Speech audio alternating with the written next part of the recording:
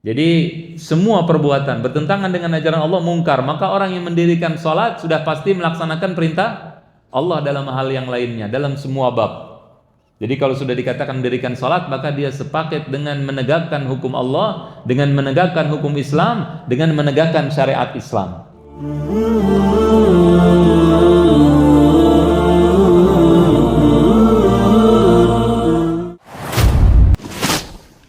Assalamualaikum warahmatullahi wabarakatuh.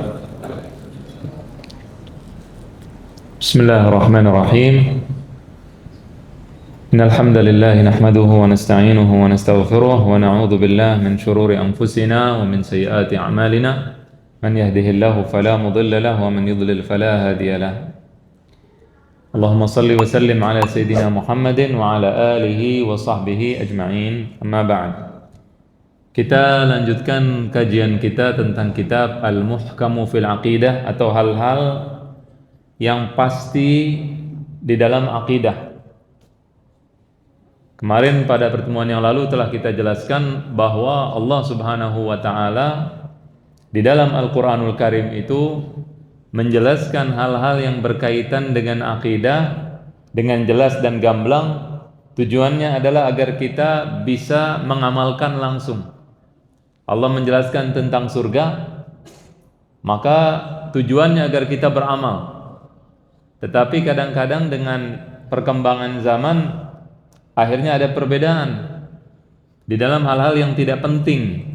Ya, membahas misalkan surga itu kalau laki-laki di surga ada bidadari, apakah nanti ada buat perempuan ada tidak bidadara, misalnya begitu kan? Ya. Ntar hal-hal yang seperti itu, seperti kemarin kita jelaskan juga, misalkan di Quran di surga ada susu. Nah, susunya ini susu apa? Kambing apa susu sapi? Ya, ada madu. Madunya ini dari mana? Apakah dari lebah atau bukan? Nah, ini tidak penting. Tidak dibahas oleh Quran. Tetapi dibahas oleh sebagian orang yang belajar akidah. Sehingga yang terjadi apa? Yang terjadi adalah terjadi perbedaan pendapat, terjadi perdebatan antar sesama umat Islam membahas masalah-masalah seperti itu. Ketika Allah mengatakan Allah Maha mendengar, Allah Maha melihat, Allah Maha berkuasa, terjadi perdebatan apakah melihatnya dengan bagaimana cara melihatnya. Nah, padahal di dalam Quran tidak ada penjelasan itu, tidak ada. Ya, tetapi kemudian terjadi perbedaan-perbedaan di dalam masalah-masalah itu. Masalah intinya di dalam akidah adalah beramal. Makanya di dalam kitab ini kita akan membahas akidah dari Al-Qur'an, dari ayat-ayat Al-Qur'an dan juga dari hadis Nabi sallallahu alaihi wasallam, dan kita menjauhi perbedaan supaya kita bisa mengamalkan akidah tersebut, karena kita bukan orang-orang yang memang belajar khusus akidah, tetapi akidah yang kita ketahui adalah akidah yang wajib kita ketahui dan tujuannya untuk diamalkan. Jelas ini ya? Jadi kadang-kadang sebagian orang awam menganggap kok umat Islam berbeda dalam akidah. Perbedaan tadi kadang-kadang perbedaan dalam hal-hal yang tidak penting. Yang tadi kita katakan begitu. Inti-intinya tidak ada perbedaan, apalagi jika hal-hal tersebut disebutkan di dalam Al-Qur'an. Yang pertama, kenapa kita membahas akidah ini dari Al-Quran? Karena semua permasalahan hidup kita ini obatnya ada di dalam Al-Quran. Kita sudah coba obat berbagai macam dari permasalahan kita coba berbagai macam cara untuk menghilangkannya. Tetapi cara yang paling benar, yang paling baik untuk menghilangkan semua masalah kita adalah Al-Quran. Kenapa umat Islam sekarang ekonominya hancur? Kenapa umat Islam terpuruk? Kenapa umat Islam kalah? Karena tidak ikutin Al-Quran. Itu aja, simple. Dan di dalam Al-Quran, kalau kita lihat Al-Quran, intisarinya di dalam Al-Quran itu, nomor satu yang harus kita perhatikan adalah masalah akidah. Karena masalah inilah yang dengannya Allah mengutus para Rasul. Dan dari akidah ini menelurkan ilmu-ilmu lainnya. Ada ilmu fikih, kemarin kita sudah jelaskan hubungan antara fikih dengan akidah, bahwa akidah adalah mesin dan fikih adalah hasil dari mesin tersebut. Fikih artinya hukum Allah. Kita berwudu, sholat tadi tidak ada satpam yang tanya, Anda sudah wudu belum di depan? Nggak ada kan yang nanya? Tidak ada. Ketika di rumah kita berhubungan dengan istri kita, ada hal-hal yang dilarang oleh Allah. Apakah kita lakukan? Kita tidak lakukan. Kenapa? Karena punya akidah, punya keimanan. Maka di dalam sholat tadi, kalau kita tidak wudu, orang-orang nggak ada yang tahu. Cuma kita tahu bahwa hukumnya, nah ini hukumnya namanya hukum fikih, bahwa orang yang tidak berwudu sholatnya tidak sah. Kenapa? Walaupun tidak dilihat manusia, kita tetap berwudu, karena kita beriman kepada Allah. Itu akidah namanya. Jelas ya? Jadi nomor satu, karena Al-Quran ini adalah agar kita mengetahui kebenaran, karena yang di dalam Al-Quran itu pasti benar, ya, bukan perbedaan-perbedaan yang tidak penting yang seperti tadi saya jelaskan. Kemudian juga Al-Quran bisa merubah seseorang dari orang yang pelit. Kalau baca Al-Quran dan dia hayati dan dia tadabburi, maka dia akan menjadi orang yang dermawan. Kalau dia orang penakut, dia akan menjadi orang yang berani. Kalau dia memiliki kekurangan, begitu membaca Al-Quran akan tertutupi kekurangan tersebut. Tetapi dengan syarat dia mentadabburi Al-Quran. Apa artinya tadabbur? Tadabbur dari kata-kata dubur. Apa artinya dubur? Dubura kulli shalah. Dubur artinya belakang. Artinya ketika kita membaca Bismillahirrahmanirrahim, setelah baca di belakangnya kita hayati dan renungi apa artinya. Itu namanya tadabbur. Orang yang mentadabburi Al-Quran, maka dia bisa berubah. Karena itu mukjizat Al-Quran, dia merubah. Tapi dengan syarat. Kemarin kita sudah jelaskan bahwa Al-Quran itu aziz, Al-Quran itu mulia, tidak akan memberikan kalau kita tidak memberikan diri kita kepadanya. Jadi kalau kita tidak memberikan diri kita kepada Al-Quran agar kita ingin mendapatkan hidayah dari Allah, Al-Quran tidak akan memberikan kita hidayah. Bahkan kita bisa terlaknat kalau kita baca Al-Quran dan kita sombong. Sa'asrifu an ayati alladzina yatakabbaruna fil ardi. Kata Allah, saya akan memalingkan orang yang sombong dari ayat-ayatku. Jadi kalau kita baca Quran dan kita sombong, ya akan terpalingkan. Begitu. Nah, jadi Al-Quran ini adalah obat dari semua penyakit. Akidah, kata akidah ini tidak ada dalam Al-Quran. Tidak ada bukan berarti tidak benar. Dia tidak ada secara lafadznya. Dan yang ada di dalam Al-Quran adalah kalimat iman. Iman, itu yang ada di dalam Al-Quran. Nah, di dalam Al-Quran, kata-kata iman itu mengandung dua arti atau mengandung dua arah.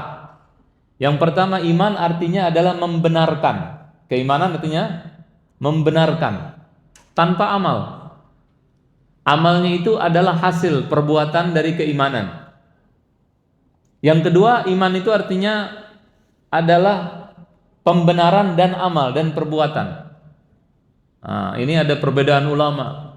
Iman itu apa? Apakah iman itu adalah perbuatan, perkataan dan juga pembenaran dalam hati atau tidak? Apakah perbuatan itu termasuk bagian dari iman atau bukan? Nah, ini kita menjauhi perdebatan-perdebatan seperti ini. Yang penting intinya adalah jika seseorang beriman maka dia beramal.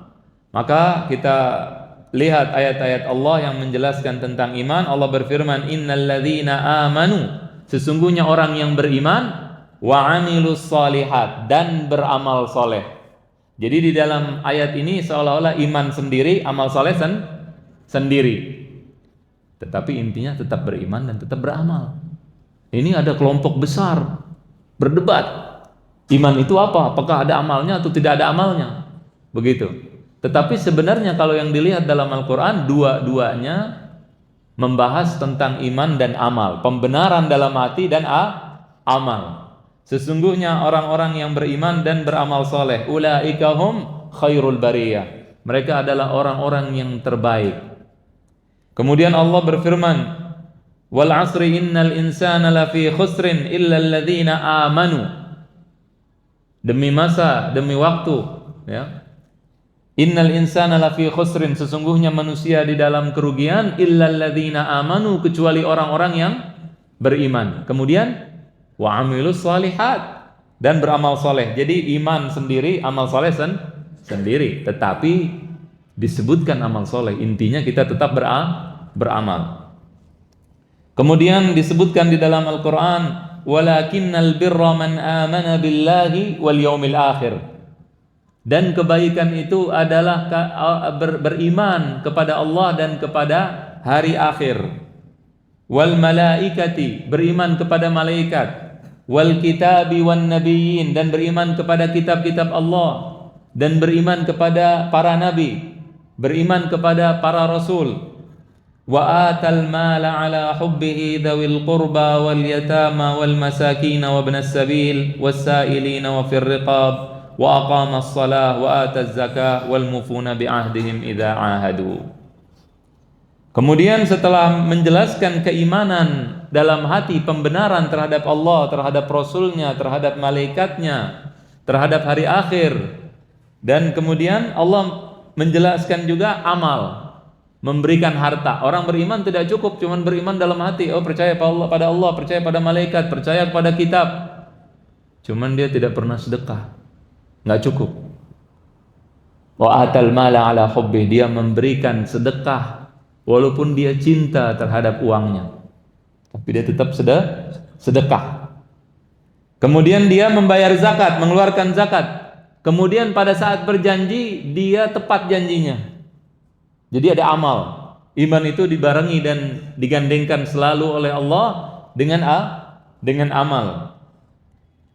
Kemudian juga ada memberi makan kepada keluarganya, kerabatnya, berinfak untuk mereka jika dia memiliki kelebihan. Kemudian juga kepada anak yatim, kepada orang miskin, kepada ibnu sabil, kepada orang yang meminta, dan juga mendirikan salat. Kalau sudah ada kata-kata mendirikan salat, wa aqamas salat, itu berbeda dengan kalimat salat saja. Ada bedanya antara mendirikan salat dengan salat saja. Kalau salat saja bisa celaka. Benar nggak Pak? Benar salah orang salat celaka? Salah ya? Yang bilang Allah, fawailun lil musallin, celaka orang yang salat. Siapa yang celaka? Alladzina hum an salatihim sahun, salatnya asal-asalan di luar waktunya, kemudian dia riya. Ya, fawailun lil musallin alladzina hum an salatihim sahun, alladzina hum yuraun wa yamna'unal ma'un. Dia riya, mau dilihat orang salatnya. Kemudian yang berikutnya adalah dia orang yang terlalu perhitungan. Urusan sepele dia hitung. Ya, itu tidak boleh di dalam Islam. Jadi celaka orang yang salat. Tetapi wa aqamus shalah, orang yang mendirikan salat tidak. Orang mendirikan salat itu salatnya itu akan mencegahnya dari perbuatan keji dan mungkar. Perbuatan mungkar, semua perbuatan yang bertentangan dengan ajaran Allah namanya mungkar. Namanya mungkar. Jadi semua perbuatan bertentangan dengan ajaran Allah mungkar. Maka orang yang mendirikan salat sudah pasti melaksanakan perintah Allah dalam hal yang lainnya, dalam semua bab. Jadi kalau sudah dikatakan mendirikan salat, maka dia sepaket dengan menegakkan hukum Allah, dengan menegakkan hukum Islam, dengan menegakkan syariat Islam. Jelas ini? Ya, kalau ada orang salat tapi dia begitu urusan warisan nggak mau pakai Islam, nah ini nggak mendirikan salat. Begitu urusan keluarga, saya mah kalau keluarga beda. Saya lahir berdarah-darah Eropa, ada darah Belandanya nih. Jadi pakai hukum Belanda, hukum Eropa, hukum Jerman, nggak mau pakai hukum Allah dan Rasulnya. Nah, udah bukan mendirikan salat. Dia cuma salat, bisa fawailun lil musallin. Kalau muslim tidak begitu. Insya Allah darahnya warnanya hijau, biru, apa segala macam, dia akan kembalikan semua urusannya kepada Allah dan Rasulnya sallallahu alaihi wasallam. Nah, kemudian di dalam hadis juga begitu. Rasulullah sallallahu alaihi wasallam ditanya, "Mal iman?" Ya Rasulullah, mal iman? Ya Rasulullah, apa itu iman? Ini pendefinisian iman. Jadi besok-besok kalau bapak-bapak, ibu-ibu mendengar nanti apa sih iman itu? Ada perbedaan pendapat, ulama satu bilang begini, kelompok ini begini. Kita lihat, kita kembali kepada Al-Quran sekarang. Pelajaran kita dari Al-Quran dan dari hadis Nabi sallallahu alaihi wasallam. Apa itu iman ya Rasulullah? Maka Nabi mengatakan an tu'mina billah wa malaikatihi. Engkau beriman kepada Allah. Artinya membenarkan semua yang datang dari Allah. Kemudian kepada malaikatnya, beriman pada malaikatnya. Wa kitabihi, beriman kepada kitab Allah. Wa liqaihi, beriman terhadap berjumpa kepada Allah. Artinya kepada hari akhir. Wa rusulihi, dan beriman kepada Rasul-Rasul Allah. Kemudian wa tu'mina bil ba'tsil akhir, dan beriman kepada hari kebangkitan nanti. Ini termasuk iman. Kemudian Rasulullah SAW ditanya tentang Islam. Nah, jadi iman itu tadi pembenaran saja, Nabi mengatakan seperti itu. Kemudian ditanya tentang Islam, baru praktek. Qala ya Rasulullah mal Islam? Qala al-Islamu an ta'budallah. Islam adalah kalian menyembah Allah. Wa la tusyrika bihi syai'an, tidak melakukan kesyirikan. Wa tuqimas salatal maktubah, kemudian mendirikan salat yang wajib. Wa tu'addiyaz zakatal mafruḍah wa tasuma Ramadan, kemudian membayar zakat yang wajib, kemudian puasa Ramadan. Nah, kita ini wajib tahu nih zakat berapa. Berapa zakat wajibnya? 2,5% kalau punya harta berapa? 80 juta? Bukan. 85 gram emas. Baru wajib zakat ya 2,5%. Itu zakat emas dan perak. Ada lagi zakat hewan. Kambing kalau punya 40, sapi kalau punya 30, unta kalau punya 5. Cuman 3 hewan tadi. Harus belajar, kita harus tahu, fardu kifayah. Karena kita harus mengamalkan ini iman, mengamalkan Islam. Wajib tahu ini masalah puasa Ramadan, masalah zakat, makanya harus terus. Insya Allah nanti di masjid akan ada pelajaran fikih yang bahas hal ini. Kemudian di dalam ayat lain Allah mengatakan kemudian arti iman Allah yang kedua tadi, iman dibedakan dengan amal. Kemudian dalam ayat-ayat lainnya Allah menggabungkan antara iman dengan amal. Jadi seolah-olah amal itu bagian dari iman. Ya, maka Allah berfirman, innama yu'minu bi ayatina, sesungguhnya orang yang beriman terhadap ayat-ayat kami, kata Allah. Siapa? Alladzina idza dzukiru biha kharru sujjadan wa sabbahu bihamdi rabbihim wa hum la yastakbirun. Yaitu orang-orang yang kalau diingatkan dengan ayat-ayat Allah dia langsung sujud. Tadi siang saya khutbah Jumat, Pak, di salah satu masjid. Ini sekarang ada fenomena menyedihkan, aneh bin ajaib. Tiap Jumat orang keluarin handphone, dia main HP. Ada yang main game. Lagi Jumatan nih. Jumat ini padahal kan tidak boleh dia main main karpe, nggak boleh. Tapi sekarang terbiasa di seluruh masjid, insya Allah. Mudah-mudahan masjid kita enggak. Tetapi yang saya lihat di semua masjid yang saya datangin itu setiap Jumat pasti megang handphone. Saya pernah satu sholat Jumat, di samping saya main game. Orang sudah dewasa. Setelah sholat Jumat saya tegur. Ya, alhamdulillah menerima. Tadi saya khutbah. Kemudian saya ingatkan tadi bahwa Jumat jangan pegang handphone. Sebelum saya mulai, karena saya lihat ada beberapa yang pegang handphone yang main. Ada beberapa orang tetap pegang handphone, padahal sudah jelaskan. Itu kita sudah mengingatkan, terserah mereka. Kenapa mereka tidak mau diingatkan? Ini namanya sombong. Nabi mengatakan orang yang sombong itu kalau sudah diingatkan dia tidak mau. Orang lupa biasa. Tapi kalau sudah dibilangin, batrul haq namanya. Batrul haq apa? Menolak kebenaran. Khutbah Jumat beda dengan pidato. Kalau ada orang pidato, ada orang ceramah, dia mau jalan, dia mau sambil main handphone, dia mau ini. Itu tidak dilarang. Artinya tidak ada larangan dalam syariat. Ya. Tetapi kalau khutbah berbeda. Nah, ini di dalam ayat ini dikatakan orang yang kalau diingatkan dengan ayat Allah, maka dia jatuh tersungkur sujud, kharru sujadan. Kemudian dia bertasbih dengan nama Allah, menyebut nama Allah. Kemudian wahum la yastakbirun, dan mereka tidak sombong. Itu ciri orang yang beriman.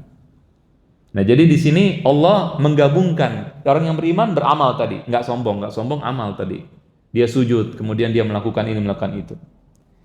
Kemudian dalam ayat lain Allah berfirman, qad aflahal mu'minun, telah beruntung orang-orang yang beriman. Siapa orang yang beriman?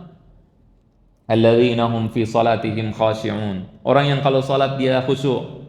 Walladzina hum 'anil lagwi mu'ridun, yang dia berpaling daripada lagwun, dari senda gurau yang enggak ada manfaatnya. Ini tadi yang saya contohin. Ini dia orang yang beriman itu berusaha menjaga waktunya, Pak.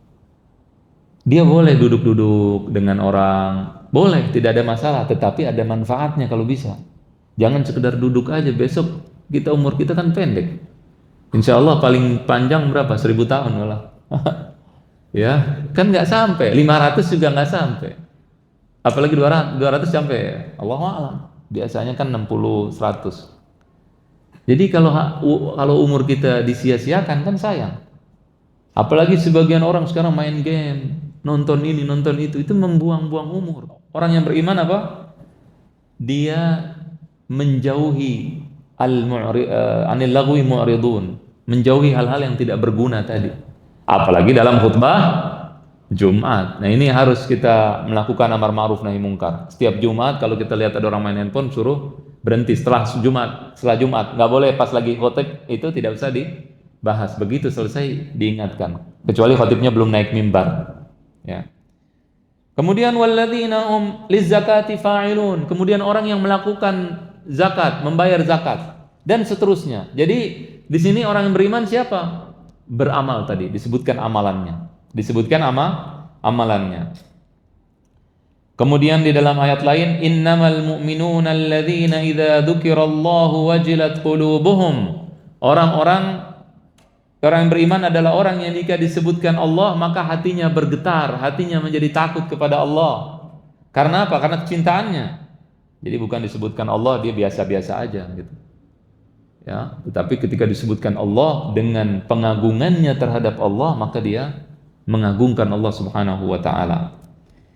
Wa idza tuliyat alaihim ayatuhu zadatuhum imana, dan kalau dibacakan ayat-ayat Allah maka bertambah keimanannya, tambah iman. Itu ciri orang beriman. Kemudian wa ala rabbihim yatawakkalun, dan terhadap Allah mereka bertawakal. Sifatnya gimana? Alladzina yuqimuna shalah, yaitu orang-orang yang mendirikan salat. Tadi saya katakan mendirikan salat. Kemudian wa mimma razaqnahum yunfiqun, dan mereka menginfakkan harta yang diberikan oleh Allah kepada mereka. Ulaikal mu'minuna haqqan. Ulaika humul mu'minuna haqqan. Mereka adalah orang-orang yang benar-benar beriman, bukan iman-imanan. Jelas? Nah, ini siapa yang mengatakan? Allah Subhanahu wa taala. Nah, jadi di sini apakah amal soleh termasuk bagian dari iman? Ini saya bahas kenapa? Karena perdebatan panjang antara ulama, antara umat Islam, antara kelompok-kelompok Islam. Apakah iman masuk dalam bagian iman itu amal atau bukan? Nah, kalau kita bahas langsung baca dari Al-Quran langsung, itu kita tidak usah membahas itu, ya. Yang penting iman itu ada amalnya. Jadi kita beramal, itu aja intinya. Jelas ya? Nah, ini jadi keutamaan daripada buku kitab kita yang kita baca sekarang adalah kita langsung mempraktekkan yang kita pelajari. Jadi kalau ditanya iman itu apa menurut Al-Quran, ada dua. Apa saja? Yang pertama adalah at-tasdiq atau membenarkan apa yang datang dari Allah dan Rasulnya. Dan yang kedua adalah amal. Ya, kalau ditanya iman itu apa? Pembenaran dan amal. Ya, pembenaran, benar meyakini Allah dan Rasulnya, kemudian mengamalkannya. Jadi ini aja yang ingin kita sampaikan. Nah, kemudian yang kedua, Allah Subhanahu wa taala di dalam Al-Quran ketika membahas akidah, salah satu pembahasan akidah di dalam Al-Quran ada pembahasan tentang al-istikhlaf. Istikhlaf, apa artinya istikhlaf? Istikhlaf itu kita diciptakan di dunia ini untuk apa? Mau apa? Kalau saya tanya bab ini yang bikin botol ini buat apa tujuannya dibikin botol? Supaya ada airnya. Kalau ditanya handphone, tujuan dibuatnya handphone untuk apa? Untuk komunikasi. Kalau pulpen untuk menulis. Ya kan begitu. Jadi masing-masing barang yang diciptakan pasti ada tujuannya. Sekarang kalau misalnya ini botol sudah diciptakan untuk air tapi ada bocor di bawahnya, ada bolong. Bisa dipakai nggak? Ada fungsinya tidak? Tidak ada, karena tidak bisa menampung air jadinya. Tujuan penciptaannya tidak tercapai gitu. Tidak dia lakukan begitu. Nah, ini ketika seorang manusia diciptakan, maka di sini ada 3 pertanyaan yang harus dia tanyakan. Mungkin ini sepele kita di masjid dengar pertanyaan ini. Siapa yang menciptakan aku? Ya kan? Manil ladzi khalaqani. Kemudian wa madza yuridu minni? Kemudian kenapa aku diciptakan? Kemudian hasilnya apa nanti? Itu aja pertanyaan. Dan pertanyaan ini Bapak-bapak dan Ibu-ibu yang mendengarkan di sini. Ini pertanyaan bagi kita santai, sepele, biasa-biasa aja, tetapi bagi sebagian orang ini ada orang yang menghabiskan hampir seluruh hidupnya untuk menjawab pertanyaan ini karena sesuai fitrah.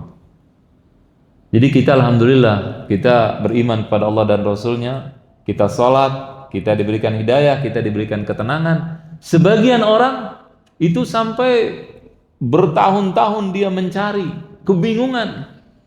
Ada satu orang, dia dari Cina, tidak bisa bahasa Indonesia, dan sekarang masih berhubungan dengan kita. Pernah datang ke masjid ini kalau nggak salah beberapa minggu yang lalu. Ya, dia mau tahu masjid bagaimana. Dia bukan Muslim. Doakan insya Allah mudah-mudahan masuk Islam.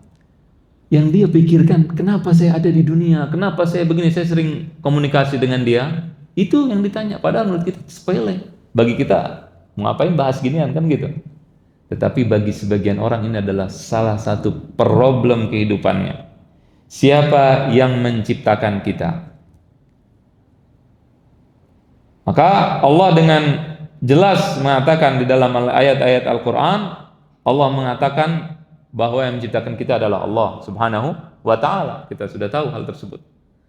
Kemudian penciptaan kita apakah sekedar menciptakan begitu saja? Sudah. Jadi kemudian besok menikah, kemudian punya anak, kemudian meninggal, selesai dikubur. Tidak. Afa hasibtum annama khalaqnakum abathan wa annakum ilaina la turja'un? Apakah kalian mengira bahwa kalian ini diciptakan begitu saja, ya, abath, hanya sekedar pengen diciptakan kemudian diciptakan tanpa ada tujuannya, kemudian kalian tidak akan dikembalikan kepada kami? Tidak. Allah Subhanahu wa ta'ala menjelaskan bahwa tujuan kita menjawab pertanyaan kedua. Jadi pertanyaan pertama apa? Siapa yang menciptakan kita? Jawabannya Allah. Di dalam ayat-ayat yang banyak Allah menjelaskan Allah yang menciptakan kita. Ayat yang kedua, pertanyaan kedua, untuk apa kita diciptakan? Buat apa? Kan begitu. Ayat ini botol ini siapa yang menciptakan? Pabriknya misalkan. Kemudian untuk apa? Untuk menaruh air minum. Kan begitu. Kita diciptakan untuk apa? Allah mengatakan dalam Al-Quran, wa ma khalaqtul jinna wal insa illa liya'budun. Untuk ibadah pada Allah. Tujuan kita diciptakan hanya, kau tahu hanya itu apa? Dalam bahasa Arab yufidul hasr. Untuk hanya itu, tidak ada pilihan lain, cuma ibadah. Makanya kata yang paling mulia di dalam Al-Quran ketika Allah memuji nabinya adalah ketika Allah menyebutkan nabi kita Muhammad sallallahu alaihi wasallam dengan kata hamba. Subhanalladzi asra bi'abdihi lailan minal masjidil harami ilal masjidil aqsa. Ketika disebut Abdullah, hamba Allah, itu adalah puncak kemuliaan dan puncak pujian Allah terhadap nabi kita Muhammad sallallahu alaihi wasallam dan juga kepada kita semua. Kalau kita menghamba kepada manusia, hina enggak? Hina. Itu adalah kalimat paling jelek, hamba, budak. Tetapi ketika kita sandingkan kalimat yang paling hina dengan zat yang paling mulia, maka kita menjadi orang yang mulia. Makanya orang yang mulia adalah orang yang sujud kepada Allah. Kalau antum sujud kepada manusia gimana kira-kira? Hina atau mulia? Sangat hina. Hina. Karena itu perbuatan yang hina. Tetapi ketika kita menghinakan diri kita kepada Allah, kita menjadi mulia. Jelas ya? Ya, jadi kalau kita menghambakan diri kita kepada Allah menjadi mulia. Kenapa? Allah zat yang maha mulia memberikan kemuliaan kita kepada memberikan kemuliaan kepada kita. Ada seorang ulama namanya Abu Bakar Al-Baqillani. Beliau datang kepada Romawi dulu yang Kristen. Dia utusan dari Khalifah Muslim. Datang, begitu datang sengaja dibuat pintunya itu pendek supaya tujuannya dia nunduk kepada rajanya. Dia tahu orang Islam datang nggak ada nunduk-nunduk sama orang. Maka dia sengaja dibuat pintunya itu dipendekkan. Maka utusan ini, ya, dia ulama juga besar. Dia pintar, dia paham maksudnya. Maka sebelum dia masuk, dia harusnya nunduk begini ke raja nunduknya, tetapi dia membelakangi raja. Jadi dia apa? Pakai belakangnya. Dia masuk karena dia tidak mau nunduk, maka rajanya marah. Kemudian sang raja bertanya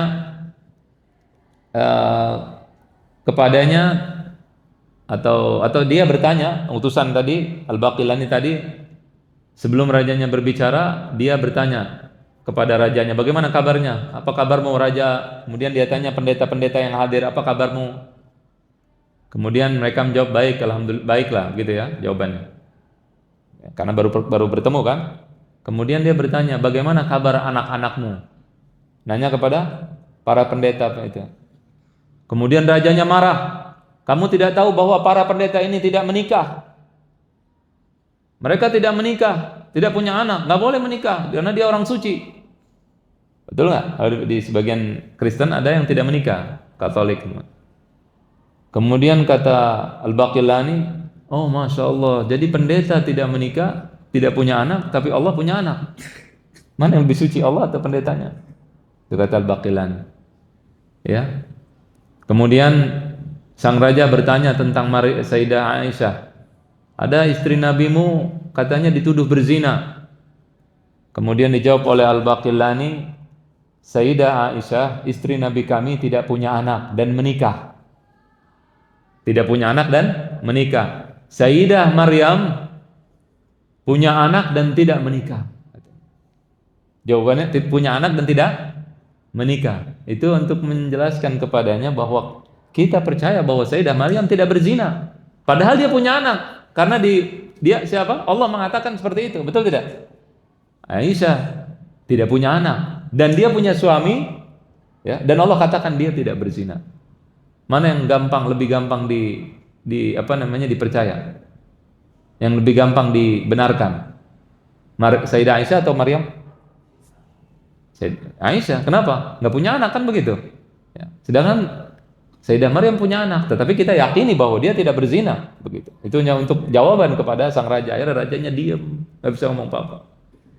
Jadi inti dari cerita ini adalah seorang muslim mulia. Nahnu qaumun a'azzana Allahu bil Islam, wa mahma ibtaghaina al-'izzata bighairihi adzallana Allah. Kami adalah orang yang mulia dengan Islam. Dulu sahabat Nabi datang, dia tidak malu pakai baju biasa aja. Kalau zaman sekarang kan malu.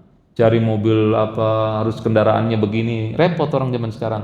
Dulu Sayyidina Umar datang dari Madinah ke Baitul Maqdis naik himar, naik keledai, gantian sama pembantunya. Jadi kadang-kadang Sayyidina Umar yang merupakan pemimpin tertinggi yang menguasai sekarang Baitul Maqdis Palestina, itu kadang-kadang nuntun keledainya. Kadang-kadang pembantunya di atas dituntun oleh khalifah. Begitu masuk Baitul Maqdis, kebetulan lagi giliran dia nuntun. Maka orang-orang kaget. Yang orang Baitul Maqdis yang nggak kenal Sayyidina Umar. Ini yang dikirain yang pemimpinnya siapa? Yang di atas keledai, pembantunya. Padahal yang khalifahnya yang sedang nuntun. Kenapa? Karena umat Islam menjadi mulia bukan dengan hartanya, bukan dengan kendaraannya, bukan dengan bajunya, bukan dengan jabatannya, bukan dengan sukunya, rasnya dari mana, bukan. Yang membuat dia mulia adalah keimanannya kepada Allah Subhanahu wa taala. Jadi tadi tujuannya dia diciptakan adalah ibadah. Kemudian apa hasilnya? Kalau dia sudah beribadah, apa hasilnya nanti? Apa yang dia dapatkan? Yang dia dapatkan adalah surga atau neraka kalau dia tidak ibadah. Itu inti daripada kehidupan dunia sebagaimana Allah jelaskan di dalam Al-Qur'an. Jadi Allah menjelaskan bahwa di dalam Al-Qur'an itu Allah menjelaskan inti kehidupan kita. Sekarang kita, sebagian dari antara kita ada yang sakit-sakitan, ada yang kaya raya luar biasa, ada yang punya jabatan, ada yang tidak punya kerjaan, macam-macam manusia ini. Tetapi inti dari semua itu nanti masing-masing kita akan mati, pasti mati. Insya Allah presiden, insya Allah menteri, orang biasa, mati semua. Kemudian apa hasilnya? Surga atau neraka?